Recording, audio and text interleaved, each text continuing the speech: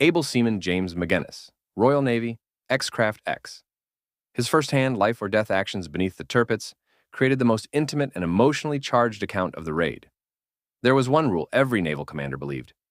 You do not cripple the most powerful battleship in Europe with a vessel smaller than a city bus. The German battleship Tirpitz dominates Norway's fjords, a steel god that freezes entire Arctic convoys in fear. For months, she remains untouchable. But in 1943, one man breaks that rule from beneath the ocean. You are James Magennis, 23 years old, an Irish sailor in a four-man Midget submarine, barely 71 feet long. Above you, the Tirpitz threatens every lifeline to the Soviet Union. One strike from her guns could erase dozens of merchant ships in minutes. Your mission sounds like a joke to the enemy. Sneak under the heaviest guarded warship on Earth and destroy her from below. September 22, 1943. You glide into Fjord at periscope depth. Steel nets scrape the hull. Searchlights burn the water white.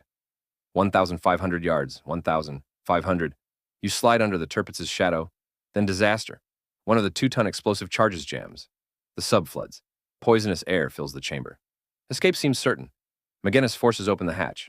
You feel Arctic water crush your chest as bullets rake the surface. You cut the tangled charge free by hand. You slam back inside. The timer ticks down. Seconds later, the fjord erupts. If you find this kind of forgotten history as fascinating as we do, we'd be honored if you'd hit that subscribe button. We believe these stories of courage deserve to be told. And by subscribing, you help us ensure they aren't forgotten.